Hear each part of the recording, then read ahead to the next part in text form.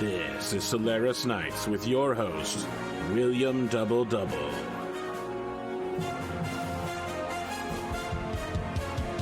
The Solaris Open continues as fresh talent from across the Inner Sphere compete for a spot to take a class ranking. Produced by Donegal Broadcasting Company, the most trusted news in the Lyran Commonwealth.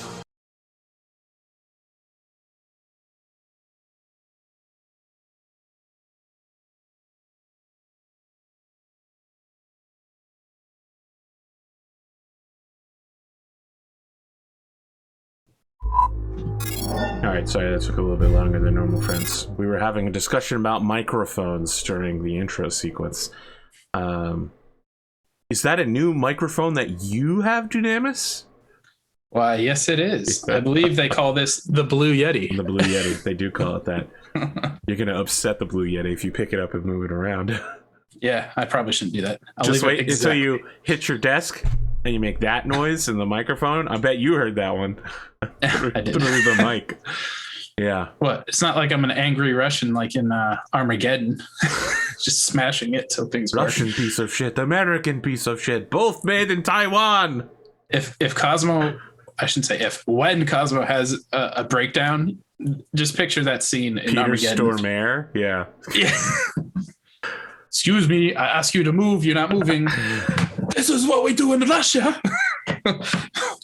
Okay. Oh, yeah, I understand you have a lot on your plate, and of course, yesterday's episode was batshit crazy. Although you don't know the results of that episode, so okay. Cosmo knows nothing. He does know about the ticker, though. You know, the breaking news. Yeah. So do you want me to get started then? Oh, please do. Whatever you want to do. Right. So I'd say, so last time was, as a recall, was the first time that Nicholas Sokolov and Pavlusha Konstantin, his intern, had really met. Mm-hmm. And so Cosmo didn't want to come right out of the gate swinging with, by the way, I'm an agent on day one, or not an agent, but I have a handler on day one. So after it's been a few days. It's been about 2 weeks. Okay, after it's been about 2 weeks, that seems like an appropriate time. Well, look, we can set it any time in the in-between. You got a 2 week period of time to work with. Let's go with about 4 or 5 days. That sounds reasonable. Okay. That sounds reasonable to tell. Okay. I just need to know where your tolerance is at. Just in case you are ever stalked by a terrorist death state security group. I need to inform you. I've got about 5 days to know. So, Pavlusha, you've been there for a few days now. How are you holding up? Do you need anything? Yeah. I mean, he hand signals back to you. Signing. Yeah, yes. I know nothing about sign language, so. It's okay. I know about as much. But he signs back to you that he is doing all right and enjoying his work, and looking forward to qualifying as a mech warrior with his peers. Ah, good. You do want to be a mech warrior. I was not certain of this, but I am very happy to hear this. He clarifies with you that being a mech warrior does not necessarily mean being a gladiator. I would, okay. What if not a gladiator? What would you like to do with your mech warrior talents? Where would you go? He signs to you that he may not have the entertainment skills necessary to be a gladiator, but with the training he learns here, he believes he could definitely sell his services to a mercenary corporation, private security, or even sign up with a military. Possibly with the St. Ives Resistance. I see, but do not give up hope on your entertainment value yet. I say we leave all options on the table, but whatever you decide to do, I will help you along the way.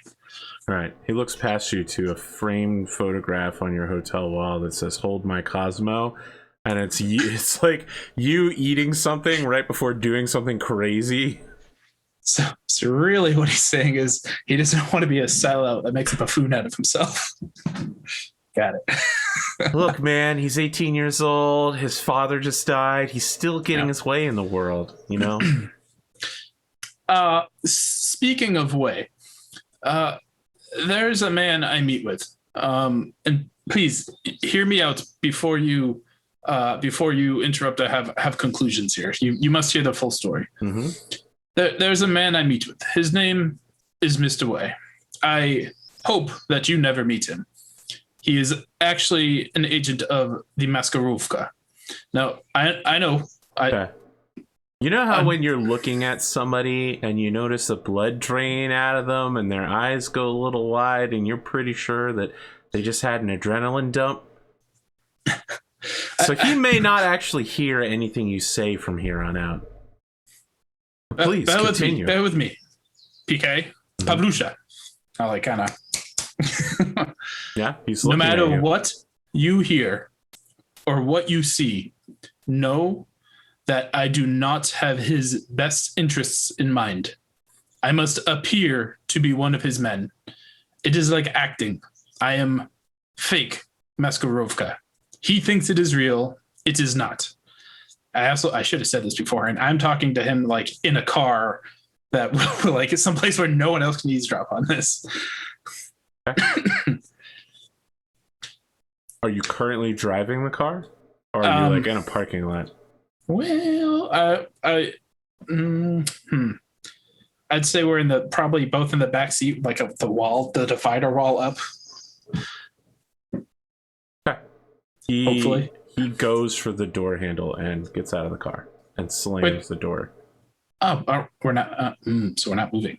I will immediately get out and go after him. So I thought, listen, I thought you said you're both in the back seat. You know, I didn't know. So that... like there's a driver in okay. Like almost like limo so then style. This is what happens. He tries to open the door, and because you're in motion, it won't open. And he begins slamming a fist on the divider and making signs toward the driver, who begins to, like, look at you, like, oh, should we be pulling over? Your friend seems to be very distressed.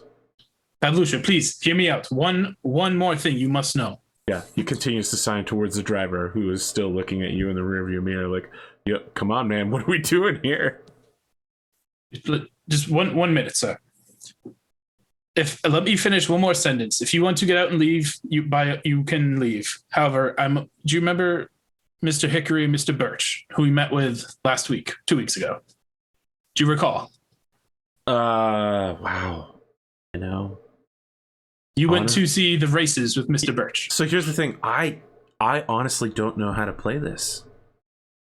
I don't know if this kid is so traumatized by the situation that he literally can't hear anything you're saying.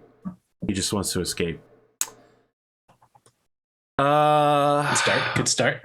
Yeah. All right. So I'll give you a shot here. I'll let you roll 2d6, and on a 7+, you can at least retain his attention for the rest of this conversation. That's the wrong dice. I was like, what? These aren't the... Steiner. Yep. Go. You made your decision, I guess. All right. +7+7+. Oof, almost boxcars, but I'll take an 8. It's an 8. Okay. All right. So I wouldn't say he's calmed down, but he's no longer... He definitely will leave this car as soon as it's stopped, but he is willing to hear out whatever else you have to say. So he signs back to you that he knows of the people you're speaking about. Mr. Hickory and Mr. Birch. They are Lyran Intelligent. Oh, before I say this, I'm putting the window up again. I know the driver was like, what are we doing? So I'm like, shut up 1 second. Window back up. Mr. Hickory and Mr. Birch. They are with the LIC, the Lyran Intelligence. I report Mr. Way's schemes to them. I am LIC. On the surface, I look Maskarovka, but underneath, I could not hate them more than you. Look, this is just me chiming in to be a sarcastic asshole, but on the surface, you look like a goofy mech warrior. Then you're Maskarovka, and beneath all of that, you're a secret LIC mole. I'm an actor and an actor and an actor. A double agent. What's that movie? Inception. I would have gone with Tropic Thunder, but sure. Oh, okay, that's a good one too. Robert Downey Jr. has a line where he says, I don't drop the character until we're done with the DVD commentary. And on the DVD commentary, he actually is still in character the whole time. Oh man, the DVD commentary on that movie is crazy. All right, so anyway, back to reality. He signs to you that he wants to get out of this car. He needs time to think, and he doesn't know why you would keep this from him. I understand. I wanted to give you time to settle. Apparently 4 days, 5 days was too much. That is my fault. I think you need the time to process. Just please, let's have a conversation about this. I want to make sure we are on the same page. He's still slamming his fist on the divider. Yeah, I'll tell the driver to open the door. Okay. He steps out. Open the door. He steps out into the steamy, rainy Solaris Nights as the title drop comes down. As he goes into an alleyway. Will we ever see him again? Yes, probably. But yeah, he just needs some time to himself. You literally just dropped on him like, I'm a member of the Maskarovka. I'm a gladiator who's a Maskarovka who's also LIC. Yeah, this is way more complicated and this is not like, oh my god, my dad is so cool. This is more like, oh my god, my dad's friend is caught up in a web of lies. Sounds about right. Well, I guess that cuts that conversation short. Oh, I don't know. I think you said enough. All right, I guess to try to take Cosmo's mind off of things, he's gonna ask the driver, you know what time is it? Daytime. Bring me to Fulcher. I'll make a surprise visit in their showroom. Okay. Need to take my mind off things. You show up at Fulcher Industries. I hear that Fulcher is making a Discord account to contact you directly. They don't have a Discord? No. They're making a Fulcher Industries specific Discord. No kidding. Wow. Yeah. That's deep. Yeah. Cool. Well, I look forward to that. Well, look, if they're going to continue acting as your... I wouldn't say they're your gateway to the Lyran Commonwealth. Yes, they are. Quest number 1. Take out Mr. Way. Oh, okay. That's the story quest. You have to level up and do a bunch of side quests before you advance that part. I need to pull a ferryman first and take the playbooks that would allow me to do that. You can roll attack anytime, man. That's actually, I forgot about that. I've always focused on defense, but I think he's just here to basically take his mind off things. He'll probably just meet with some random fans, try to get some attention, and tell the story about fighting the quad lamb a few times. Okay, I'll accept if you want to make a media influence extension roll here. Sure. Lyran dice 9. Nice. Okay. Any bonus? Wait, what is the yeah, okay, you're about to say it. I think it's entertainment. 0. Corporate? -1. Okay, so it actually becomes an 8. All right, just making a note here. Is that the first? That might be the first time I've rolled that and passed. You have not succeeded on a single roll. That sounds right. 3 partial successes and 2 failures. Hillbilly and his Slim Jims, or whatever they are. Yep. Billy Jims. He's 3-2-1, so dominating. What can you say? He's just that good. All right. Then after that, I would like... let me establish the consequences of this roll. So people... a lot of people here have heard the story before, and several of them are just like, ugh, okay, yep, yep. Cosmo's only got one story, and he just retells it every time I see him. I thought for sure you were going to go with, isn't that the same battle where you killed a man? Because that would actually upset Cosmo. No. It's just that you're gaining a reputation for, aggrandizing yourself without actually having done much. Oh, that hurts. That hurts. All Yeah, right. well, for controversy to Cosmo, that's a real bad one. Yeah, that hurts his ego. Well, all right. Well, I guess hopefully he interacted with, made someone happy who wanted to listen to the story. Plenty of people. You got a partial success. You got what you wanted. Probably several people walked away with a fresh new, what do they call it when the people who make a thing sell it, refurbished? Oh yeah, they walk away with a nice refurbished Scout mech. A floor model. They walk away with a Commando, 10,000-mile warranty or first battle. There you go. After this, I would, I don't know if I'd have his number, but I'd try to reach out to Hank Tankerson and ask him to... Tankerson? I don't know if you knew this, but he works for Apex Dragons. He does already? Yeah. Amos hired him. Oh, I totally... Oh, no, you're right. Oh, even better. Well, then I'll still ask to meet him at the Solaris Museum of Fine Arts. The Solaris Museum? Is that a real thing? It is a name you gave me. That sounds right. There is a certain... oh, that's right. That's where the LIC agents act as cover. Yep. I was trying to tackle a bunch of things. I was just ripping directly out of the CIA playbook. Hiring directly from Smithsonian or other import-export companies where you can regularly... curator. Be gone for long periods of time, but be called to the field as an expert in something or other. Yeah. So, this is going to change my script quite a bit. Sure. You call Hank to... Yeah, and Hank's just like, hi there, Mr. Sokolov. He holds out a hand to you. He's wearing, like a plaid lumberjack shirt and, like, white blue jeans. You know what I'm talking about? Like, white-colored jeans with suspenders. And he's got on a cap that has a popular, like, aggro mech logo on it. Are you here to... why are you wearing this? Are you going to chop some wood? What? Well, this is what I normally wear.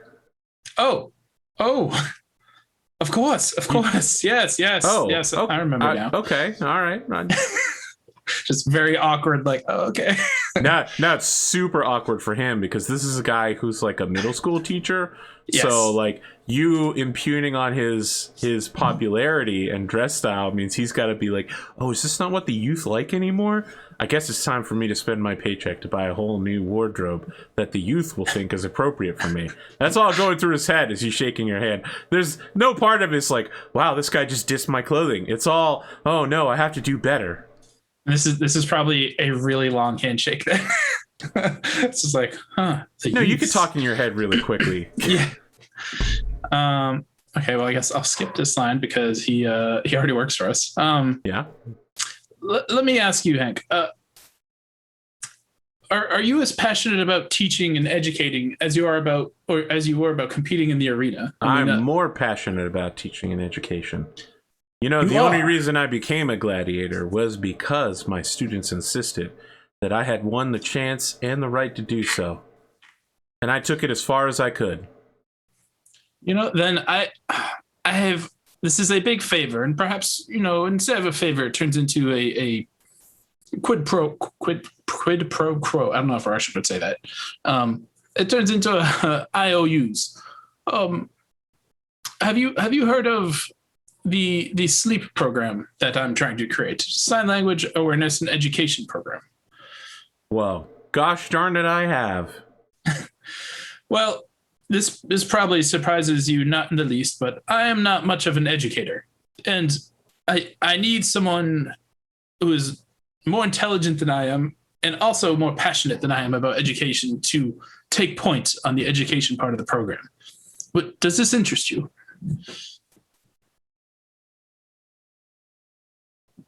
Well, Mr. Sokolov, I don't want to tell you what an educator is, but I think that you might have several qualities. You would be surprised. You're a great listener, you focus on collaboration, you're adaptable, and you're a strong communicator. I'm sorry. What was that? I wasn't listening. What I'm just kidding. What the fuck? I'm just kidding. You are too kind, Mr. Tankerson. I do my best, but I don't think I can compare to a true educator such as yourself. I would like you to make a... I was trying to think how I could work all three of those into a... Sorry, I wasn't listening. I was too busy thinking about myself while... I need you to extend your media influence roll this to get him in on slap. 7. Oh, no, wait. It's a 6. Yeah, because it's stupid... How my rolls are corporate, damn it. So, 6. yeah, he looks over your like, policy proposal, and he's just like, well, look, I'm sorry, Mr. Sokolov, but I don't think this is going to be good enough. I can see that you don't. I'll tell you what. I'll work on something myself, but it's going to be a while. You know, I have my work for Mr. Everett, and he would call him Mr. the Ferryman. And of course, I've got my teaching job. Yes, I didn't mean to impose. I know you have a lot on your plate. Well, I appreciate you. You got a good idea here, but there's a lot to be worked with in the execution here. That's just not. We just can't do things like this anymore. I know that you can no longer make a media influence roll. And I just you leveled. Yeah. Man, maybe that is worth it. Nah, I'm not going to edge this. As much as I'd like to, I think there's more important stuff coming up. So that sucks. Look at Mr. 033 here. Stupid corporate. He's undefeated in the battlefield, unchallenged in the boardroom for last place. I'm yet to use an edge on anything but RP too, and I'm still failing them all. Perfect. All right. Well, I appreciate your time, Mr. Tankerson, and please, I hope we can work together Hank in the future. Hank, yes, he of course. Reaches out to shake your hand again. Look, I'm real sorry I couldn't be of more help. It is understandable. You have a lot on your plate, and I would not want to get on the ferryman's bad side. And then I wink. Okay. That's a great reference. Yeah. He looks up at the massive portrait of a dinosaur crushing a Capellan Confederation urban mech, which is the premier exhibit in the, it's like a 1/8 scale diorama. It's just an actual trash can. The artist wants you to believe in the good art is about telling a story. Yeah. Well, I guess after he leaves, while at the exhibit, Cosmo would see if he just notices if Mr. Hickory and Mr. Birch is around, thinking that they might, pop in every now and then, just looking for them. So when you look around, it's not Hickory or Birch, but there's almost always a young Eurasian, different person every time, man or woman in a dark business suit, following you around. And now that you're looking, you realize that there's been one following you for like 5-6 days. Yeah. My passive perception is like 2. All right. I guess I would continue staring at this dinosaur crushing a trash can and probably for like 2 minutes to see if they approach. And if not, then I guess I would approach them. Okay. When you begin approaching them, they sub-vocalize. Like, we get it from their point of view, and they're just like, target is approaching me. Request instructions. I would continue approaching, even seeing them do that. Okay. I mean, you basically don't see them do that because sub-vocalization. Okay. Yeah, okay, I gotcha. Like, their mouth isn't moving. I would, I guess I would just... Is Mr. Hickory around?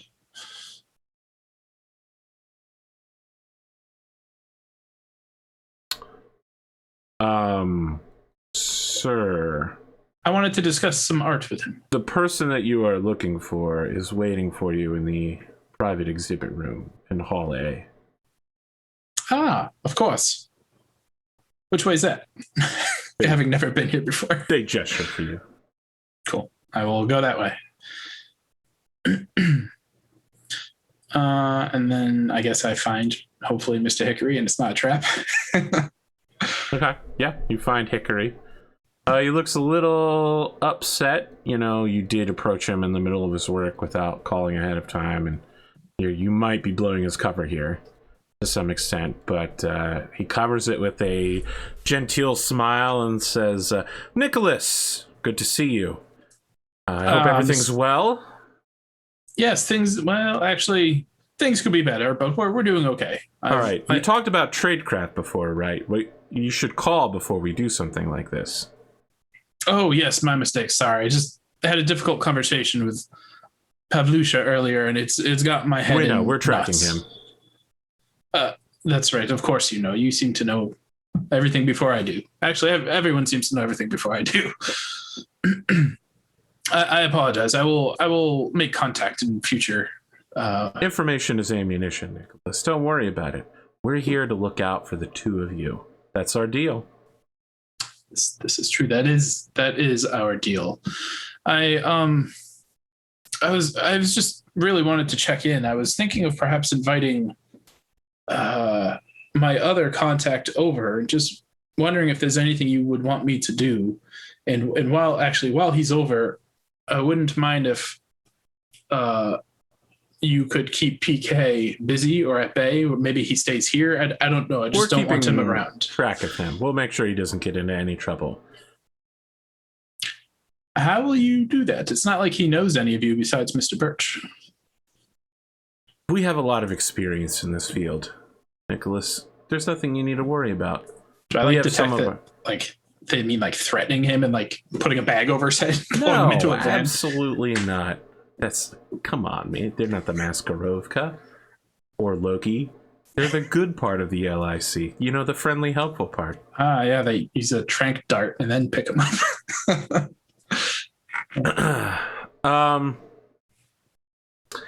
Yeah, so he says, are you sure you're ready to approach Mr. Wei in this manner?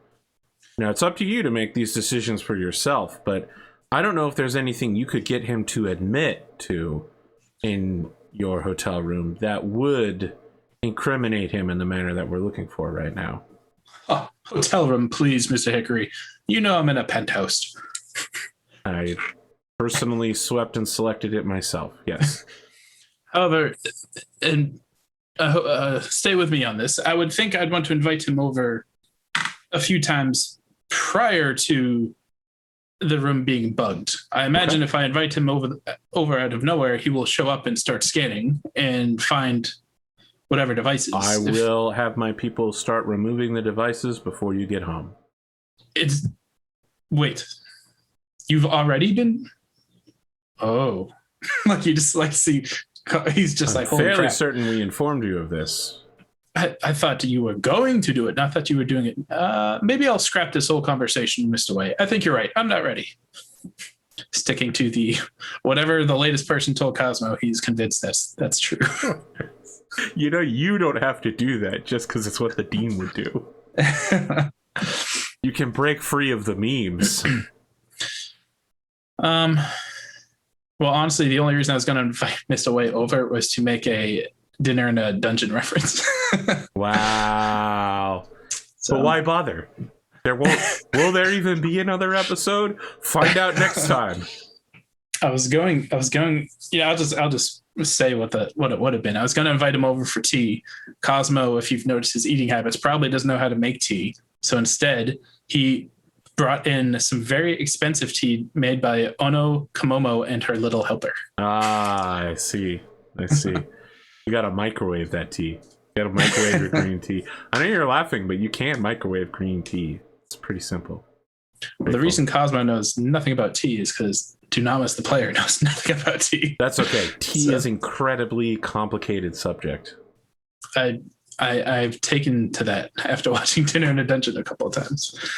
But yeah, we'll probably skip the Mr. Wei conversation then, because seeing how I wanted Pavlusha to be safe at the museum when I was talking to him, and now it's up in the air. So this guy is ensuring you that Pavlusha is safe right now.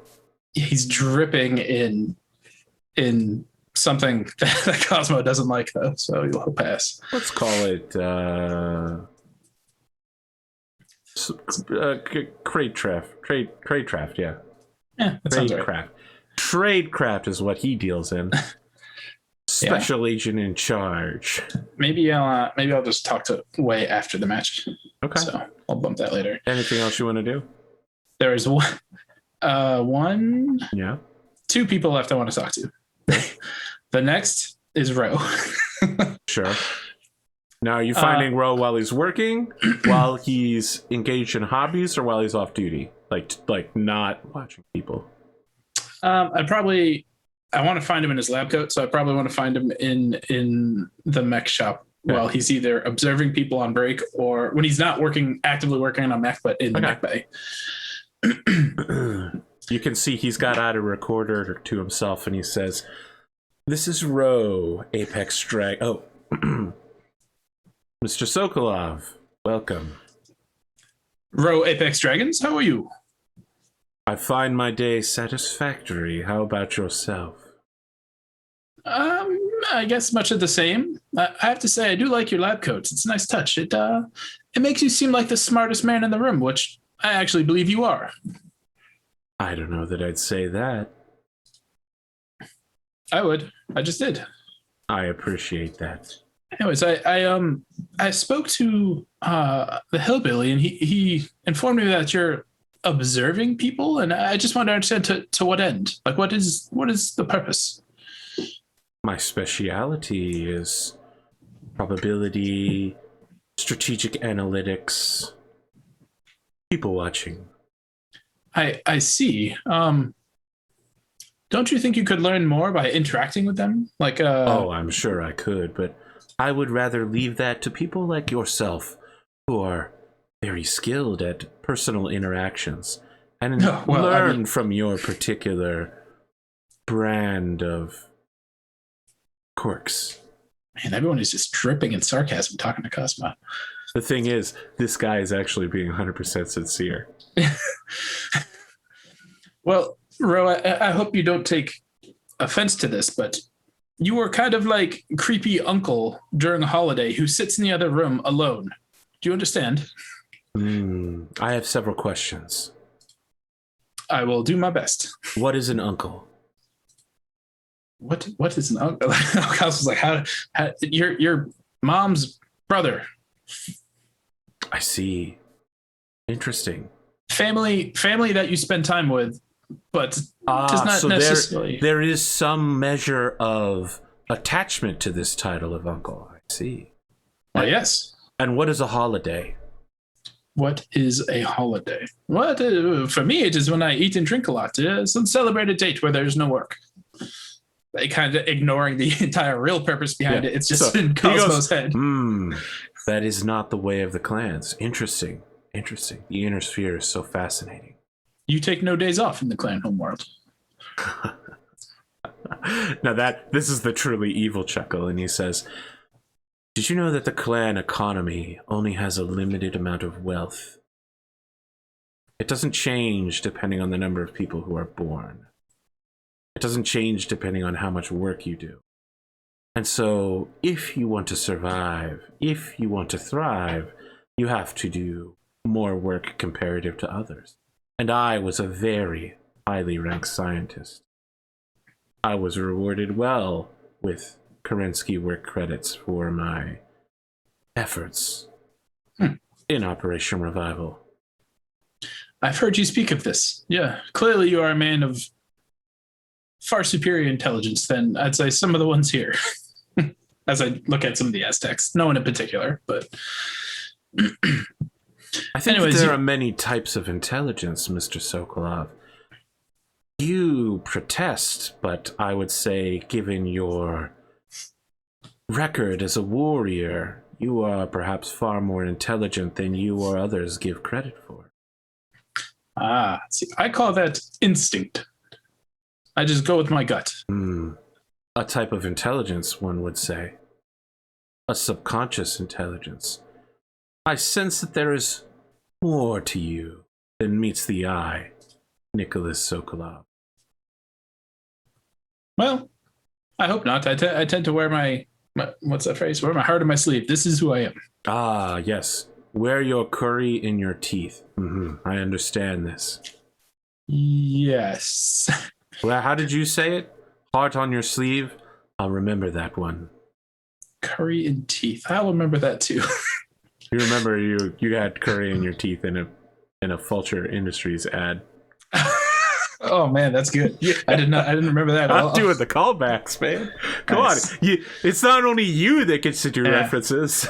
I'm doing cross show references. You're doing the same show and I'm missing them. That's good. Well, Just know that the whole time you're talking, Ro is writing stuff down on a notepad too. You do you. You mentioned that you're good at probability. Oh yes, analyzing betting patterns and such. Betting patterns. That raises two questions. One, what do you think of the curse? Oh, the curse is obviously total bullshit. There Really? were some slight irregularities from here and there, but overall the chance of armor penetration was more or less normal with the exception of a few matches. I believe that someone began a project to undermine the mechs, but aborted it almost immediately. That said, the betting irregularities are quite real, and it's fascinating watching these people go to work, not only with Apex Dragons, but with other low and mid-range stables throughout Solaris. At that, Cosmo was thinking, we're almost mid-range? That's awesome.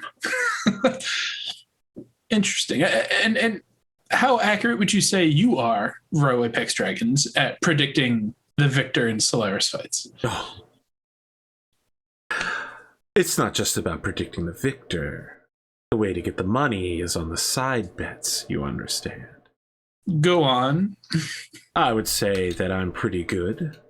I have a fairly detailed analysis pattern using the superior psychology of the clans. Enough that I was willing to sign a contract with all of you. You have to understand, knowing that if he were to lose, he would essentially be finished as a gladiator. I could not leave my bondholder without some form of income. Let's return on that topic, but I am very interested on these side bets. No, this topic is very relevant, Mr. Sokolov. And like he's inching closer to you now, and now his face is in shadows as he moves closer to you, and it gets really creepy, and he goes, I know that you wanted my services quite badly, but I couldn't allow you to destroy the life of Andre Lefaux. That is why I continue to provide him with my betting winnings, so that he can continue to live a comfortable life after saving mine. I appreciate everything that you've done for me, Nicholas Sokolov. But when he comes out the other end of the shadows, he's smiling. And it's not like it was super creepy when he's moving towards you. But now it's yes, it's me. It's Ro. It's a normal smile. Perfectly normal. All right. Maybe. This guy's only a lot bipolar. Could have just been a trick of the light. He just always talks like he's kind of evil. It's a Jade Falcon thing. Cosmo's probably trying to like continue this conversation now, keeping the same face, not changing, but also trying to go into the shadow and out of the shadow, trying to see if it does anything. But except it's just the same face. He doesn't change. This would be amazing in an animated series. He says, as far as betting patterns go, I'm afraid that telling you about my particular strategy would perhaps invite you to match what I'm doing. Oh, I don't want to. I don't want to know your secrets per se. However, I do love gambling. And for those that know Cosmo's backstory, he got here because he won a lucky hand of cards after sucking every other hand. So, what say you if I don't know? I give you, say, an investment in some funds. Do you think you could perhaps increase that funding? No. No as in you can't, and no as in you won't. I won't. Interesting. I think I understand I where we intend to stand. use my betting system to enrich myself and my former bondholder. Well, I guess this. I apologize, Nicholas, but the thing about betting is the more you do it, the more you're willing to take dangerous risks, and the more those who control the betting on this planet will take notice of you. I very much like my fingers and toes where they're at. I'm afraid I'm not a strong mech warrior like yourself. I am, and he gestures to his lab coat, but a humble Apex Dragons technician. This is probably one of the first times you see Nicholas actually getting frustrated because he's like he found out there's like a secret weapon in gambling and it's refusing to work with him. He's just like, but okay, all right, I understand. I hope you will change your mind. Like Cosmo's like a little frustrated. Anyways, let's move on. I do have one final request, or I guess a favor. It's not a request. You've met PK, yes, Pavlusha? He looks down at the voice recorder he has stuffed into his, pocket and says, "Oh yes, I know quite a bit about him." Well, yes, you have observed him. Have you met him? Do you know him? Yes. Do you know sign language? I do not, unfortunately. It is one of my priorities to learn it, so that I might better communicate with the lad. So you want to help him? As much as I want to help anyone. Yeah. And Cosmo's like, you yeah, you won't help me creepy gamble. smile when he says that. Listen, I feel like we're going down the wrong path here, but I have to ask for Pavlusha's sake. This is not a favor for me. It is for Pavlusha. You know he cannot speak, and yet we are training him to be a pilot. If he has to stop and type in a keyboard in battle all the time, that is a massive disadvantage. Qui af. I think that's how Seth told me to say that. Af, mech warrior. Af. Do you believe that you could, or is there a device, either you could prepare it or we could locate one that could translate vocal cord vibrations into synthetic speech? So he takes a step back into the shadows Oh, boy. and adjusts his glasses that he doesn't need to see with, and they glint in the darkness as his face is hidden. And he gives out a cruel chuckle and says, "Why would I create such a device? It is a waste of everyone's time, Mr. Sokolov." You do not believe in Pavlusha's skills. Oh, I believe that he may one day, under your tutelage, be molded into an acceptable warrior. But there is no need to learn his flimsy sign language in such a way. What if instead we were to restore his vocal cords by making a clone of his vocal cords using his DNA? The clans have this medical science technology, and I understand that you have some undermarket dealings that allow you to get all of that nice clan technology that your stable is using. So you are speaking with the arrangement that we have with Vimy between Kyle. Oh, you were getting clan technology long before then. And Cosmo probably is a bit confused about this because he doesn't. I don't think Cosmo would know. You never about met. Either. You guys had clan technology before you met Vimy, for sure. You unlocked clan technology like the first true. week of the show. But did anyone implement it though? I can't remember. Seth did, yeah. I figure he had his own channels with Sergey. Kyle immediately. Yeah, as soon as he could. Yeah. So he just says, perhaps if your investors were willing to shell out for the unique technology found on one of our dropships, I could begin growing him anew vocal cords.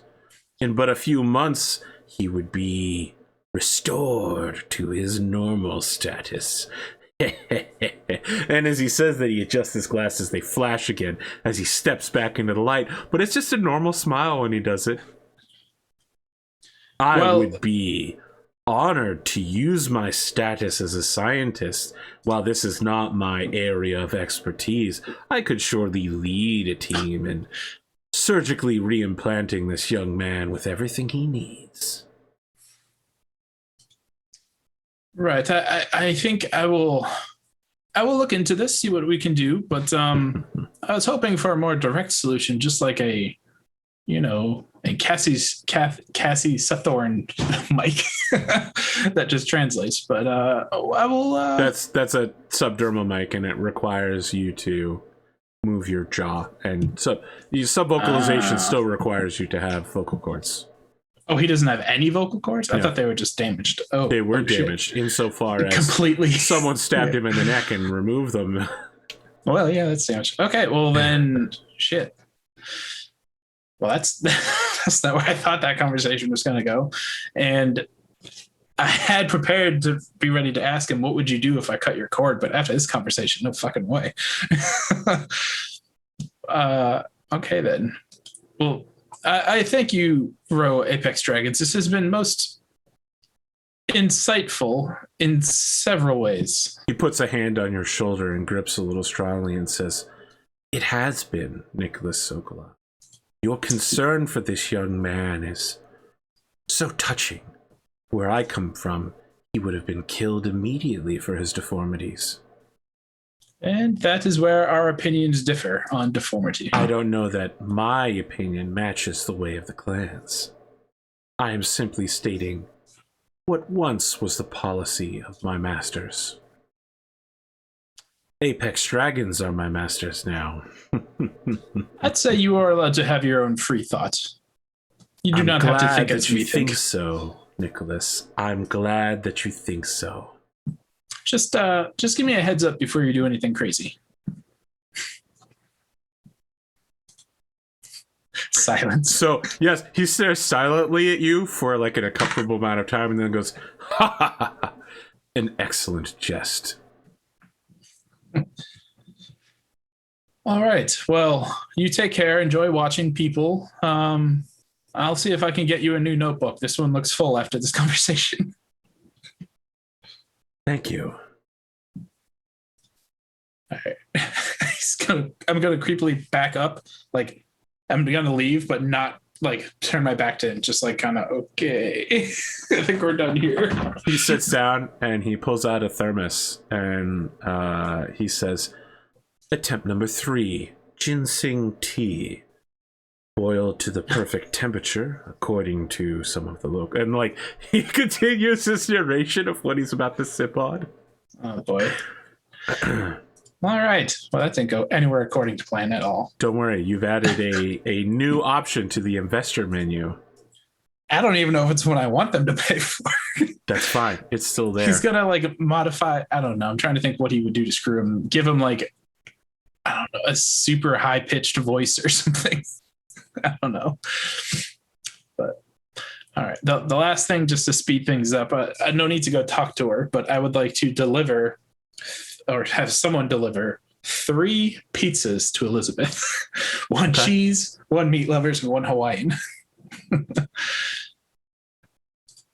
Wow. And it's gonna have a note. I don't know what she likes, so giving her an assortment. And I'll just have a note attached to it that says just win -NS.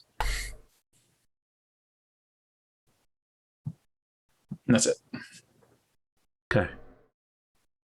Have you gotten her pizza before? I feel like you have. You must have, because you're the person I had the conversation with about. Have you ever seen the girlfriend eat the pizza when there's no pretense? Yep. And I said, I feel like I got in trouble for saying that, but I know it's true because I've seen it happen. Because I said it's also, depending on the person, the same reaction with a good meatball sub. Yeah, and you were that's like, it. What? That's it. Yeah, no, I hadn't heard of the secret of the meatball sub, but I'll keep it in mind for the future. Yeah.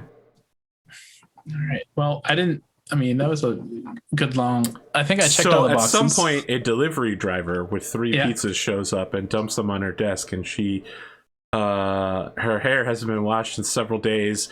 She's basically shampoo next time. Yeah, like her makeup hasn't been done. She's just dying at her desk, looking at like a picture of Seth Ghost Bear with a ton of darts in it. I literally don't know how to help this woman. I brought our pillows from the penthouse last time. Now there's like food. a poster that's like controversy at the Northwind Highlanders. Beloved local major dies in a training accident. Oh man, I guess those involved won't speak about it, but rumors are that local celebrity Hunter McGregor was seen leaving the compound shortly after the proclaimed time of death. Smiling from ear to ear. No. Fist bumping. I mean, not that Cosmo sees all that, but if he did, he's kind of like, at least I'm not the problem child anymore. Yeah. And when you're watching Row, by the way, in the background, it is the Shadowhawk getting its head, the cockpit replaced. New cockpit being put in. Yeah, I guess if I had noticed that, just would have had a flashback to when we fought Minxful the first time, and I was just distracting Knockout with her UAC 20s, and be like, thank God those didn't connect. I mean, Ludeman got godsmacked by that shit. He took all the hits Cosmo dodged. 80 points of damage. Just it's going to be great Cosmo. When she comes back again. Okay, anything else you want to do? Nope, I am ready for the interview. 51 minutes in. This is the longest I think we've gone before the interview. Even before the session, I was like, don't worry, I'll try to keep it short. I've been going too long I know you said you were going to do that, and I knew it was going to be a fucking lie. Man, I've gotten to the point where I don't even try to incorporate something from every session. I just try to make sure I'm covering Cosmo's bases. He's got too much going on, though. He does. All right, so you're sitting down with William. William looks kind of like a lesser version of Elizabeth at this point. It's clear he didn't sleep. He's just like, ladies and gentlemen, welcome to Solaris Nights. You're handing him a slice of pizza. He takes it. He's just like, I've seen some shit. Yesterday, I watched a man die right in front of me. Not like through a monitor, but right in front of me. Yes. A man jigged on an enemy mech. It was some real stuff. You know, it's different than watching it from the safety of our homes. Well, anyway, I'm here with Nicholas Sokolov. Nicholas, double. Your stable has been full of controversy, and again, while normally I would ask you several questions, I'm just going to ask, do you have any comment on current events or controversies? Or anything you would like to add in your extremely famous acerbic way? I don't know what you refer to. I'm just Cosmo. Well... So I guess to speak, when he said, what does he mean by someone died right in front of him? He was there at Hunter's session. Okay, well, so that wasn't yesterday though. That's 2 days ago. Oh, that was 2 days ago. All right, yes. I was like, holy shit, he was there and saw what happened. No, it was 2 days ago. Yeah. Okay. All right. Okay. You're right. You're right. I did get my timeline wrong. Well, because I was about to. He's still a little shook about it. I was possibly about to spill something horrible on air. Then that's why I wanted to check. Well, William, it is unfortunate any time a pilot goes in the combat of gladiators in the arena, but I think we all know the risk, and it doesn't make it any easier to hear or to see, especially when it's someone so legendary as how'd you say his name? Owen? Is that how he actually said it? Yeah, Owen LeBrain. Owen. Not how it's spelled, but that's how it's pronounced. That's why I kept watching it and then seeing it in YouTube. I'm like, how the fuck does that say Owen? Okay. I'm not Scottish. So it hurts to see Owen go, and I feel for the Highlanders. While I am very happy for Hunter McGregor, I just hope it was worth it.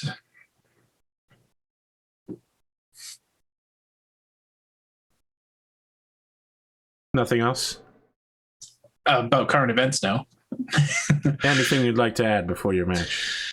Yes, I would. A couple quick things. I would just like to again thank my usual investors, Fulcher Industries, donating a heavy mech to Apex Dragons, a quick draw 5M. I hope it will get. I know it will get some mileage soon. An unknown artist that goes by Y, very generous with an anonymous investor, very thankful. Oh, and how can I forget Ice Dust? Latest hit with Urbi Incarnation Part 2. Although I do wonder, if he regrets the front cover now, given the incident we just spoke of. Only he can answer that, we'll know for sure. But great read. I love the pictures. Very nicely done. Just to know that you can't make any rolls on this because you're locked out. That's fine. Okay. And finally, 2-0 in Spirit Custom Mechs, so can't say enough about them. You all have my thanks and gratitude. I was going to say an announcement of I have an education leader in Tankerson, but so never mind. Finally, I would like to dedicate my upcoming victory in this match that I know nothing about to Fulcher Industries. You're going to guarantee victory. Oh, yeah, I got hot dog. I'm guaranteeing everyone now, even though I was doing it anyways. Okay. Now, just know when it says you don't gain stress, that's just from the first part. If you lose, you still gain a point of stress. Okay. Does Penthouse compensate that? No, that's what I'm saying, is it doesn't compensate I'll still do it that way. Oh, no, yes. Penthouse does compensate that. That's what you're asking. You don't mean does the move block it. You mean does. Yes. Yes. All right. Yes, You're correct. Then, yeah, absolutely dedicated to Fulcher. Okay. Is there anything else you want to say? I'm sure there's... No, that's it. I'm good. All right. Your opponent has a pre-recorded message that he plays and then allows you to come out first. So he is just wearing like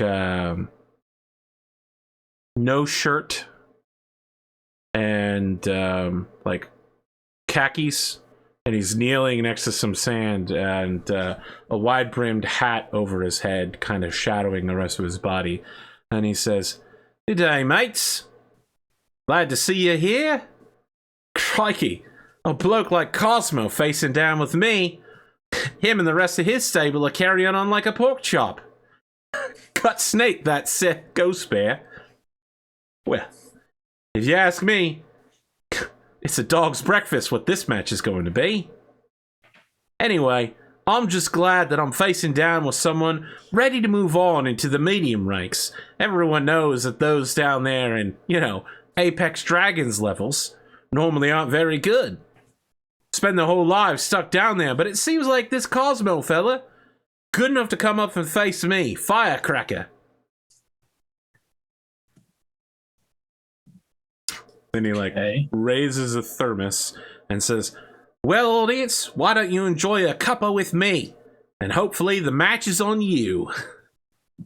You've paid for your whole seats, but you're only going to need the edge of it."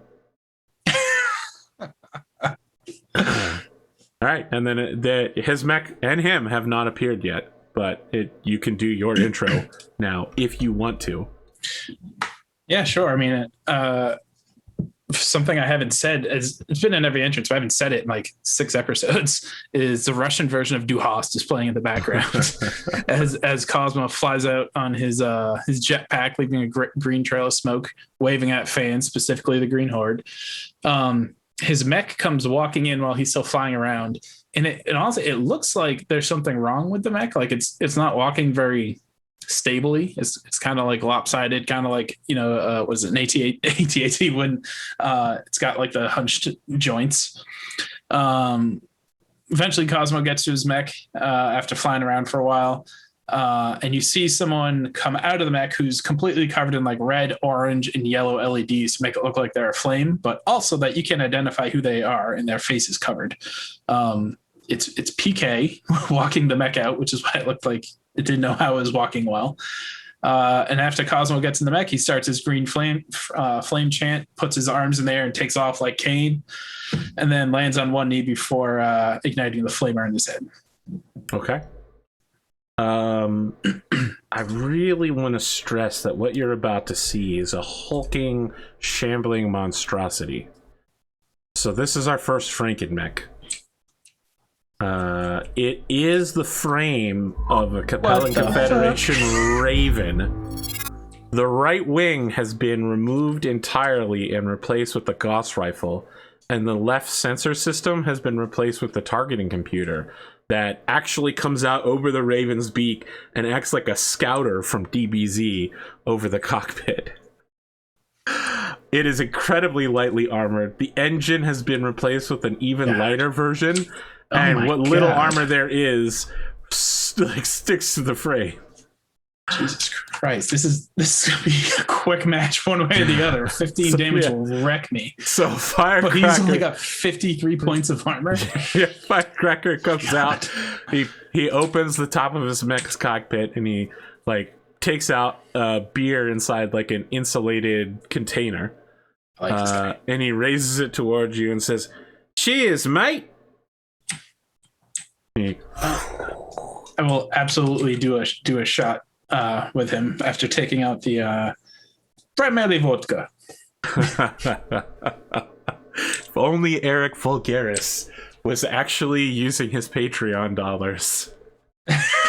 He's one of the top holders right now of wealth. And just think, you could primary vodka him to the toppest top. Oh, that's true. If I were to just dedicate the next match to him, he's one above everyone else who's not using it. That'd be pretty funny. All right, yeah. So anyway, this guy's got 8 Gauss rifle rounds, all of them with your name on them. Right. All right. Well, that's. I mean. So yeah, scary. as he enters, there's like a promo of him and his arms are crossed, and there's like a deep announcer going, "Tortilla July. They say he was a pirate beyond the periphery until his whole family was killed, leaving him scarred." And we've got like him like down on a knee, like hand on his head like this, then gazing up and goes, "With one chance, one opportunity, he took the battered remains of his family's battle mechs and used them to come to Solaris, where he has won his way up to the middle ranks. Yes, Tortilla July." And then it goes into like the Vulcan Raven, the mech that he pilots, the Mark IV edition, and you see like Mark 1, 2, and 3. They all have the same build. It's a Gauss rifle and a targeting computer, but it's like different armor plate companies have been used, and like they haven't been welded together properly. So there's no coherent paint job. It's just whatever you can to just keep a big gun. Yes. Glass cannon. Yep. So is his name Firecracker? Or Firecracker's his call sign and his gladiator handle. His actual name is Tortilla July. His real name is Tortilla July. Yes. That's fantastic. Listen, last night I was like, it's finally time for Tortilla July. And Pondo was like, the bread family. And I was like, ooh, Pondo! No! He's coming up tomorrow! I've been waiting weeks for this. That was pretty funny. That's when isn't that when Pondo became Bandito became known for killing children? Yes. Targeting children. I mean, that was one of the first episodes. All right, I got a 4 initiative. Perfect.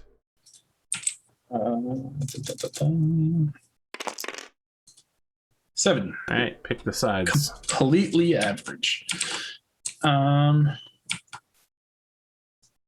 We'll go long and the short way. Up, down. Yeah, that's not so good for me. Some would say that's the literal worst choice you could have made for me. Best choice you could have made for you. 2 choices, that one was better for me. All right. I'm GTG. We'll start here. Should probably figure out these are. So for the folks at home, this right here is replaced with a Gauss rifle that extends way beyond the cockpit, and this sensor package wing is replaced by an actual like DBZ scouter. And you know what? I've been saying for a while that Battletech isn't anime, but Battletech came out of Robotech, which is anime as fuck. So you know what? Battletech is anime. 4 years later, I reversed my decision. You know what? We live in a society that has lambs, okay? That's straight up Robotech. No joke. All right.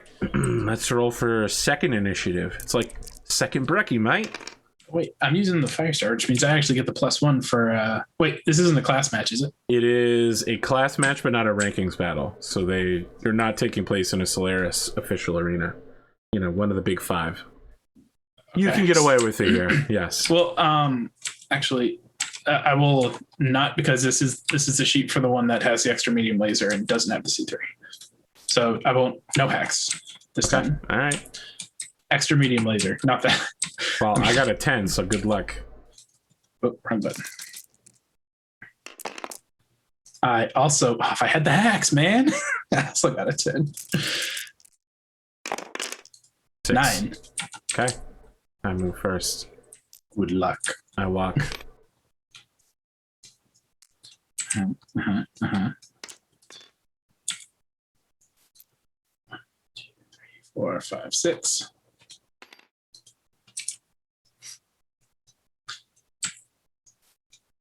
All right, so he just opens comms and goes, "Come on, mate. At least give me a fair shot here." But where? It's round 1.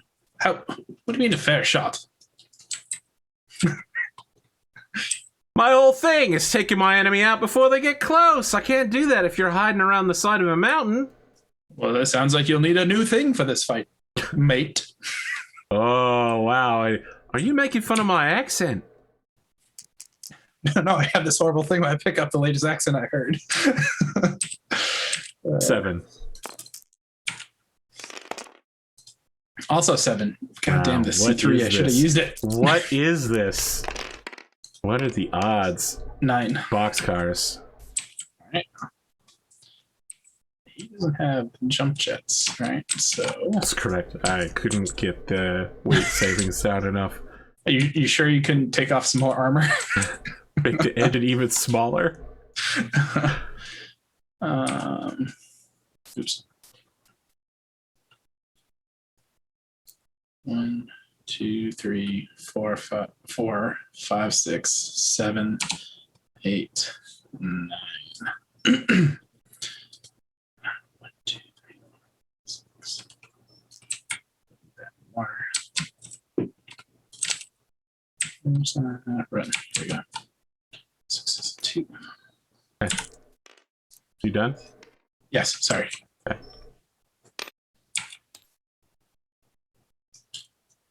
No, because I can't see him, but I imagine a blip on my radar gets further away. Yeah. I thought you said you wanted to. Whatever. I'll see you next turn.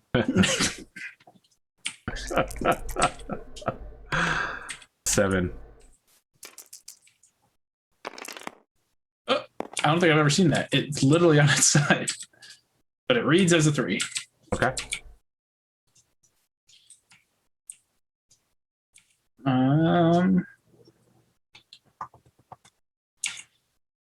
Oh, I don't think there's anywhere I can take a Gauss round. Pretty sure. Oh shit, my armor's not done. That's my bad. You're right. Actually, the arms are correct. 12 and 9. That's correct. That's funny. 1 second.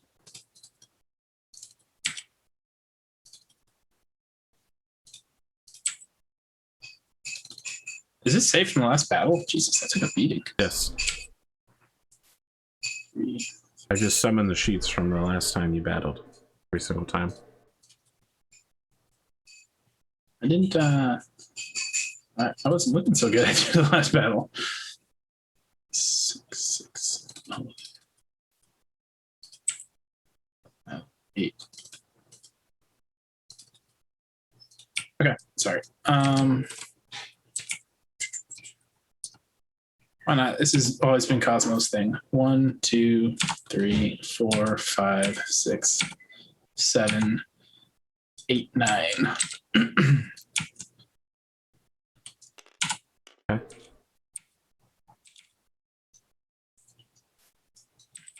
He does not move. Let's do this. This is gonna hurt. It's gonna hurt both of you, yeah. A lot. Not the head. Not the head. Not the head. I did say I wanted to keep the extra medium laser, so maybe it will help here.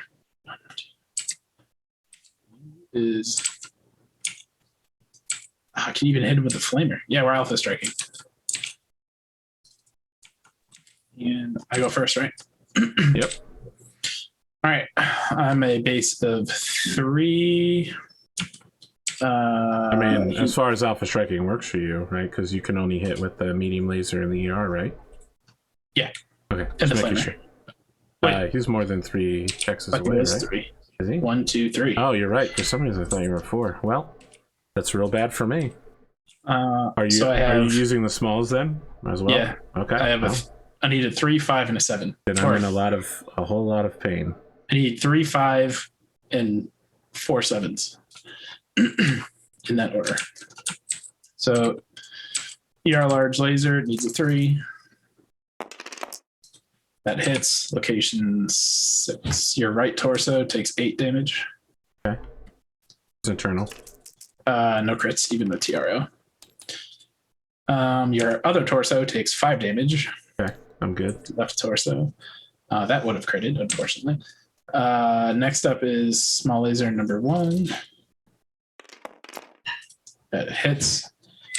Right torso. Again, 5. Wait, do I have 2 medium lasers? No, just 1. Okay, because that replaces C3. So 3 damage to right torso. Okay, internal. No crits. A 7 hits again for the next medium laser, center torso, 3 damage. Okay. Last small laser needs a 7, misses. Flamer needs a 7, misses. Okay. I'm activating sharpshooter. Oh, well, that's gonna suck. Yeah. My target is your center torso. If this goes, the curse is 100% real. Fuck, bro. All right, so he's taking an aim shot, and that has all sorts of things associated. I forgot about SPAs for some reason. So I think it's a +4 to hit. Modify the 2 hit number by +3. Okay, so he gets a -2 for sharpshooter and targeting computer. So he ends up with a +1 to hit. And then he doesn't have any walking penalty or range penalty, so he's just got your 3. So he needs to hit a 7. Yep. The odds are in your favor. They are. I'm going to use edge to reroll. Nope. Oh my god! He fires off a massive shot that totally misses. Wow, that is a painful. That's painful. I take 20 points of damage. 8, 5, 3. I think that's it. Okay, that's not enough. Right? Yeah, like it gets nowhere close to you, but of course, you know, like any hit from that thing anywhere other than your center torso would be catastrophic. So I thought it was very suspicious when you stood still, and we literally just talked about this SPA too. Yeah. Okay, he doesn't have any heat problems, so whatever you got to do, man. Yes. I walked for 2. What does this thing say I build? 21. So I'm now at 23 minus 20. So I'm at 3. Done. Hey, Firecracker. Sorry, you sure you know how to use that thing? Sorry, you built 3 points of heat, right? Yes, 3. But you had a 2 there. Oh, all right, I understand. 2 was from the last game. Yeah. Yep. All right. You can see he looks very worried in his cockpit. Normally this one trick thing either works or doesn't work immediately. He's just flipping switches. He's like the Raven pilot from the Mech Commander intro. Oh my god. It's just like, just hold on a second, mate. Stay still and I'll show you the next shot.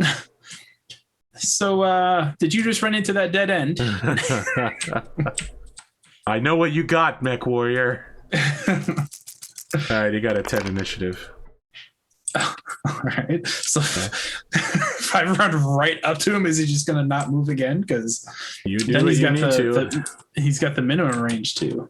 Oh my lord, too funny. 1, 2, 3, 4. No, 4, 3, 4, 5, 6, 7, 8, 9.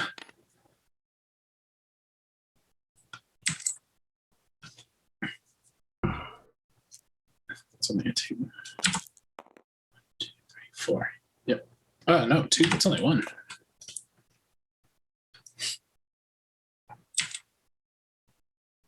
And you're on his left side. That works great for him. I guess I didn't really look at that. I could have gone either side. Same distance. Yeah. So he is not going to move. You know, there are those who will say the Raven has the quirk that I don't think allows it to torso twist. There are those who would say that, but they're not here. This is true. I think this round will be the end of the fight, one way or the other. Yep. All right. I go first. Base 3, ran for 5, and that's it. Okay. Oh, you know what? Pondo's probably paused and realized this. I don't think I accounted for my run with all my shots last time. Oh boy, you So had a lot of close ones. The large laser was an 8. So that cleared by far. It should have been a 5. After that, I had a 9, which should have been a 5 for the medium laser. So I'd say I don't know the small laser. Take 3 points of internal structure back on the right torso, and I'd say that everything else missed. I was like, how were the numbers just the same as last time? That doesn't make sense because I didn't account for my run. That's how. Okay, so now this time I need 5s for everything.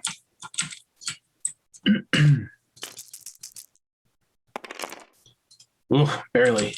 8 damage to, we're on the left side. 6 left leg. That's not so good. No crits. Internal. Oh boy, that's great. Best news I've heard. 5 again. Wow, we're getting lucky. Left arm takes 5 damage. Internal. It's a 9. Is that 1 or 2 crits? That's 1. 1 crit. All right, come over here and roll for it. Let me go You ahead and use shoulder, these nice, upper arm actuator, or heat sink. 2 concerned 3. Heat sink. Yeah, take that. Yeah, all of the Firecracker. no heat that I built up. This guy's normal stick is targeting people's ammunition bay and blowing them up. So he's aiming for my flamer, accidentally hits the pilot. Whoops. I don't think you can aim headshots on another targets. 5. Holy shit. Okay. This is left arm again for 3. Okay. This time it has 2 crits. Okay, so that's the last 2 spots. So shoulder and upper arm. Medium or small laser number 2 is 6. Man, I'm getting lucky with these rolls.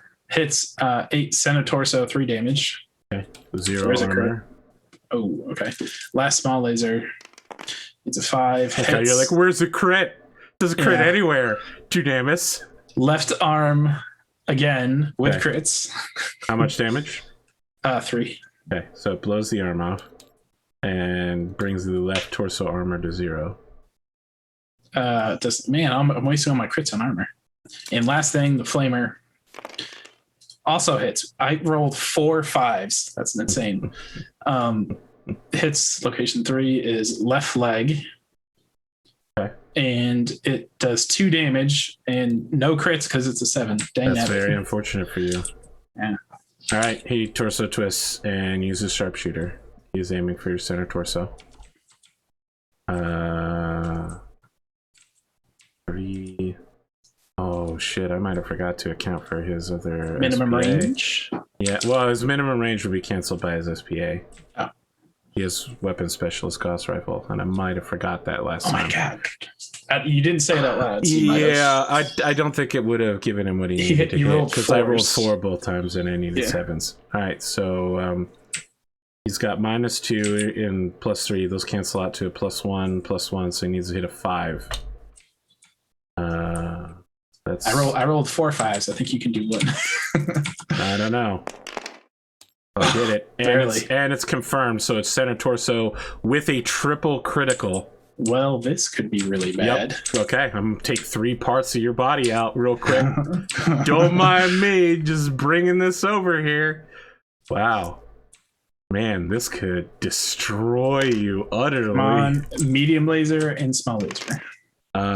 3, 6. The top is gyro.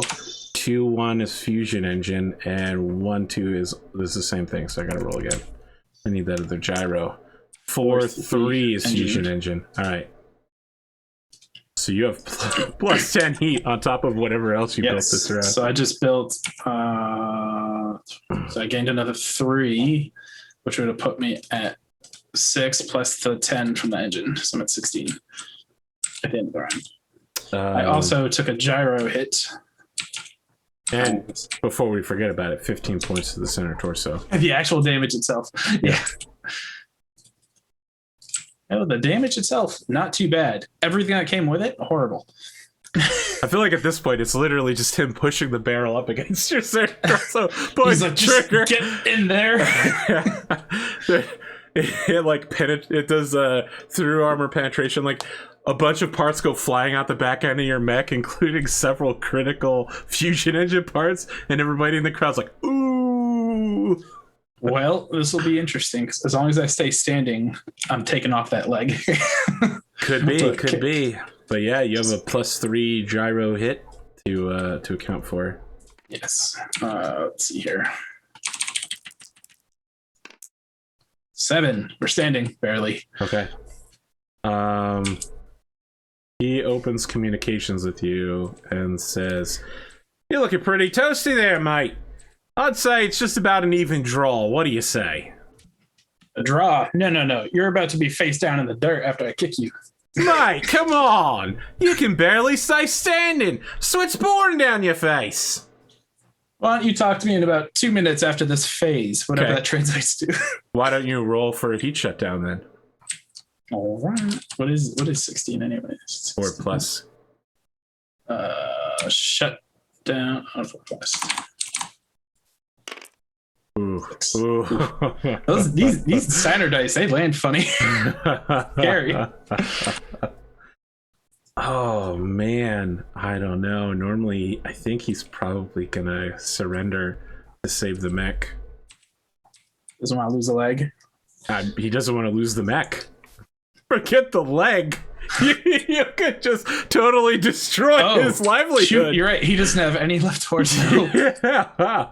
So it would immediately go into his left torso. If you hit the Gauss rifle, you could give him brain damage. Well, the Gauss rifle's in the right torso. The right torso has 0 armor. I could kick him, take off the leg. It would move up to the torso. If it crits, I could take out the ammo, and then he can't shoot. Yeah, it'd be a real problem for him. So, I mean, he's bluffing you to try to get you to stand down, but no. Well, I mean, it's not really that much of a bluff. I mean, a hit from him will definitely crush something important on your mech. Yes, I took 15 points of damage to one of the only 3 spots I could. You have other battle mechs. Yes. This is it for him. So if he loses this, it's over. So you're about to like lift your mech up after you fight against the controls, and he's like, "Okay," and he pops open his cockpit and fires up a yellow flare, and everybody's like, "What?" All of his fans are just like, mate, it's just how it goes. I think Cosmo was probably in the windup of getting ready to kick, and when he sees the flare, he probably turns and kicks air, and probably has to do a check to make sure he doesn't fall because his gyro's fucked up. Well, let's see here. You have a custom with internal damage. And you are a mech tech, so you need a 2 health repair after the end of this fight. Yeah. I'm gonna let Fulcher know that they gain. That is that's nuts. I took no internal structure damage, but 2 engine hits in the gyro. Man, I thought for sure I was gonna have to use my edge a few times here. You also get all the other benefits to guaranteeing victory. So you get 1 experience, and then you get to pick between another experience point or a glory.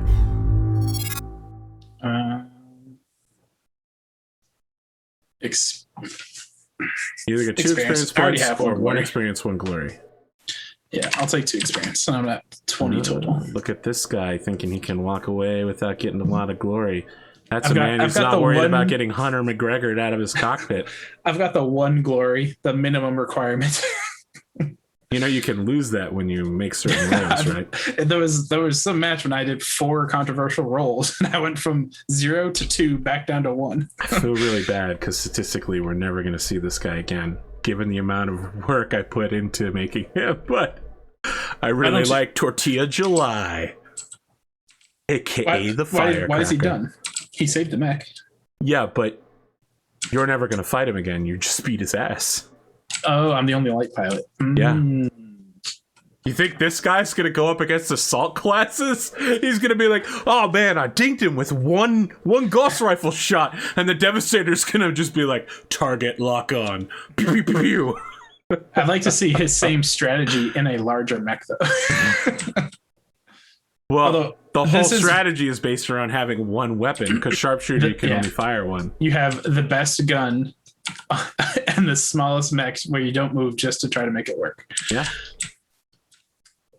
I gotta get myself some SPAs. I like the secret weapon. There's only one SPA slot left open this month.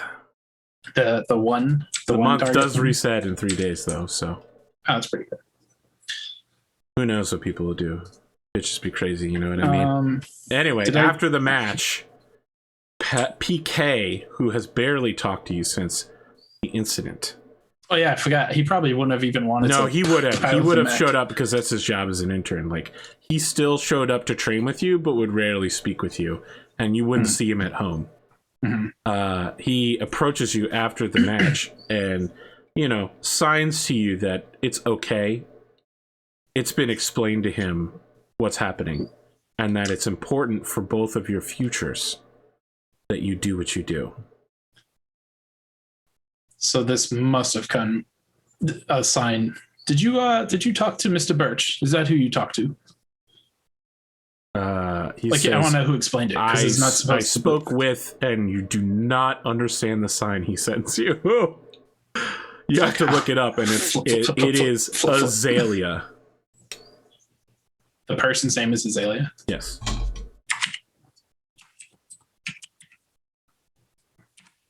All right, I'm gonna have to figure out who the hell that is.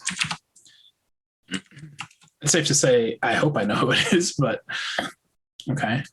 I mean, it's safe to assume that she's another member of the LIC team that's been brought in to look after the young man. Because I'm doing such a good job. Look, you, as part of your bargain, included him, not the whole stable, him and yourself. If I recall, I picked just NPCs. And I believe, who's the other one? Was it Buck and Elizabeth? Yeah. So they are gonna look after this guy. I'm glad I didn't include Roe. Even against Roe. That guy. Fuck that guy. If they knew enough about Roe, they would blackback him and interrogate him for knowledge about the clans for the rest of his life. If they thought they could get away with it without anyone noticing, they would absolutely do it. You know, I have in my OneNote, I have a category that's called like Cosmo supporter NPCs. And then after I have a section that I just have Mr. Way ? And I don't know what bucket to put him in. Where's Roe end up? Well, he's moving buckets after this. He was in the Cosmo supporters bucket, but not anymore. You don't think he's supportive of you? He just told you that he could use superior clan cloning technology to give PK a voice again, and you're like, oh, he won't teach me how to gamble. He even explained that my net wealth. He even explained that it would be dangerous to do so because there's secret gambling forces at work. He creeped Cosmo out with the whole shadow thing, and then Cosmo couldn't figure out how it worked. You need an entire lifetime of clan creepyology. I think I'll tell PK. I'm glad you thought this through. Let me wrap up this interview, and then let's talk. Okay. All right. So William is just like, quite a victory, Nicholas. That was something else. I did not expect someone like Firecracker to just stand still, but he packs quite a wallop. It's true. But you continue your undefeated streak. It was very close this time. Oh, then again, the last match and the match before that, actually, it's been very close lately. Come to find out, you only need to get across the line. Yes. Let me ask you, William. Do you think if we went another round, who do you think would have won? I think both of you would have been left demolished. So you think him surrendering was the right move for both of us? I tend to not take sides. I constantly try to get him to take a side. He never does. Would taking a draw purse have offset the loss of his precious battle mech? I don't think so. I've taken a look at that mech, and I'll be honest with you, again, I don't take sides, but that is not a good-looking battle mech. That is what some people call a Franken mech. You know, I was wondering why the armor looked like that, but hey, who am I to judge?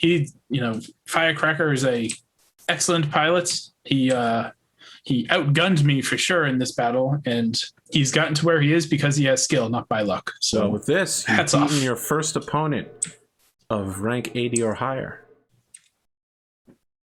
Some have said that is the minimum level that you need to get out of the lower ranks of Solaris to start making a name for yourself, becoming a household name. In Cosmo's head, he's thinking, I thought I already was a name. I'm in Fulcher. You understand what a one-hit wonder is, lad. Yeah. You're like that one professional wrestler, the guy who was on for 3 episodes and then never heard from again. That guy. You don't remember him because he was only he's you. Great. All right. Well, this was good. This was a good fight. I do have one proposal, William, if you don't mind, if I may borrow the mic from you yet again. Does he gesture or something? I'm guessing. Okay, sorry, I had Zoom minimized. I'd like to propose a charity exhibition match between Apex Dragons and Upbuoyance, specifically Primo and Smash. I think Apex Dragons and them have a good history. You can't do this move. Oh, this is the same one as... Yep, it's part of Extend Media Influence. Oh, goddamn. Yep.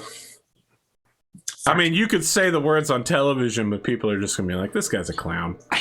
If I knew that, I totally would have used the edge initially. Damn it. Oh, because this is what I thought I was saving the edge for. Balls. Okay, well, there goes that idea. Okay.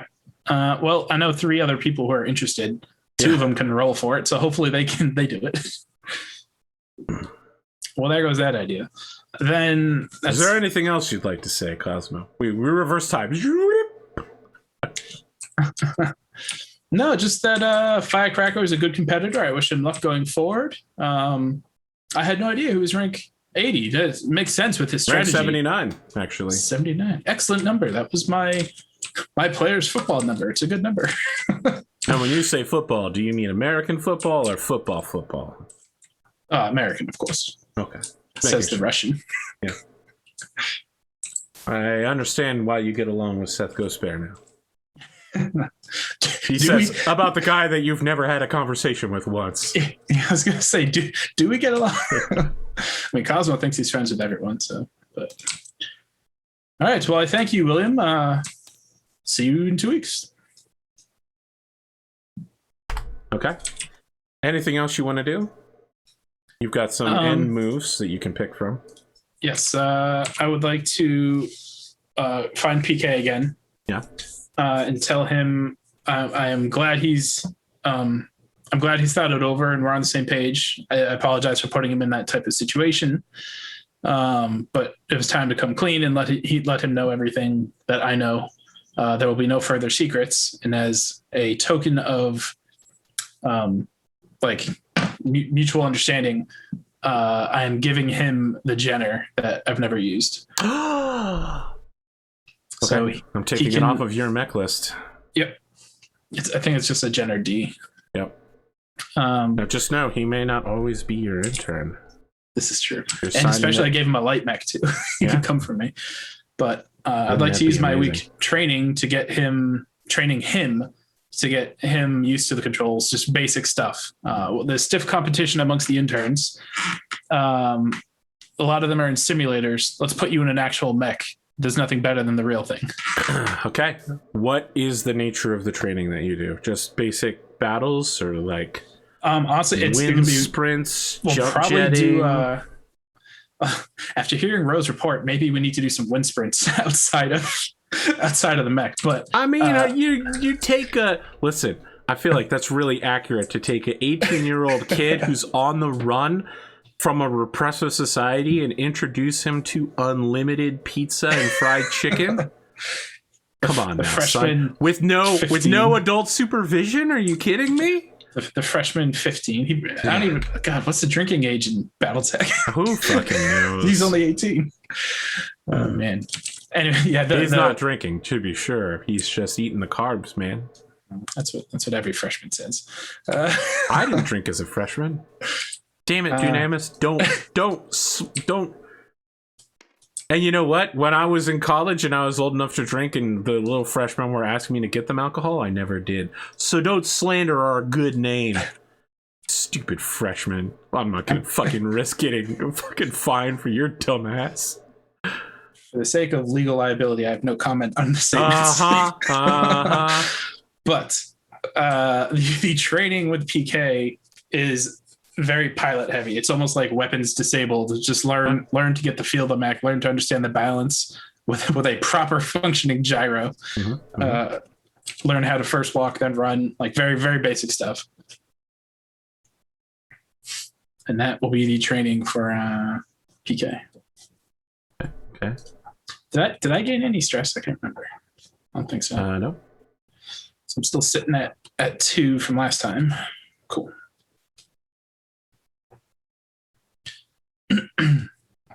That's all I got. Okay. That's good, because I've only got 10 minutes left, and then I have to start prepping for 2020++, the first real full RPG show I've had in like 2.5 weeks. Rough. It's real rough. In a drought. Dunamis, thank you for joining me, and I hope you enjoyed Tortilla July, a man you'll never see again, probably, unless you start losing and get thrown back into the lower. He's got he's got some pretty powerful SPAs, and his pilot is only one worse than mine. So if he had an optimized mech, I feel like I easily could have gone down. I would say that this mech is optimized for his particular strategy, but for one trick pony. I feel like you're playing with different builds to try to find like what Rad would describe the Centurion was very good at one thing. It was only good at one thing. I've always said that. I've always said that. Everybody's like, you should have a mix of weapon systems, and I've always been like, no, your 6 different lasers is disgusting to me. 2 ERPPCs, 2 LRM-20s, good enough for me. There you go. I mean, the one trick pony almost worked. I mean, I guarantee you, if this was like we did this fight 5 times, it would have been 3 and 2, 2 and 3, one way or the other. What if that first shot had hit? Where would we have gone from there? Luckily, this big desert mountain was in the way for me to get close. It's true. It's true. I mean, you won initiative, and then you won initiative again, which really let you set the stage. So then I lost all the ones after that, though, which is the opposite of how it usually goes. It's okay. You only needed to win the starting one to really make the difference. Because if it had been a lengthwise battle, it would have been a little different. Yeah, you could have just like perched up right here. I could have just hidden a corner and waited for you to come towards me. I mean, you still could have gone like here and forced me to like go over here. Yeah, exactly. All right. Thanks for joining me. Have a good afternoon, friends at home.